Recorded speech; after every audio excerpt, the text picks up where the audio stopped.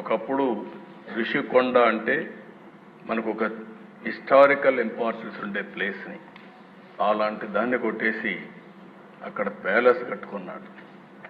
ఆ ప్యాలెస్ కట్టుకోవడం ఇప్పుడు వాళ్ళ నాయకులు చెప్తున్నారు.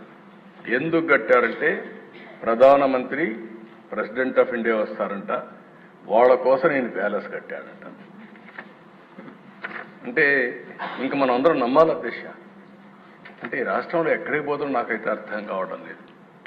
శాశ్వతంగా కొంతమంది నాకు వచ్చి చెప్పారు, ఓసారి ఒక్కొక్క వ్యక్తి ఏ విధంగా తలుస్తారు, భగవంతుడు ఏ విధంగా నిర్ణయిస్తాడు అనేది ఇది ఒక ఉదాహరణ. దిశ 500 కోట్ల రూపాయలు టూరిజం డబ్బులు ఖర్చు పెట్టి బ్రహ్మాండంగా మిగిలిన డబ్బులన్నీ డైవర్ట్ చేసి ప్యాలెస్ కడితే అక్కడ కథలుగా చెప్తున్నారు. ఇంకా నేను కూడా మొత్తం డీటెయిల్స్ తెప్పించాలి, ముందు ప్రాధాన్యత క్రమంలో మిగిలిన పనులను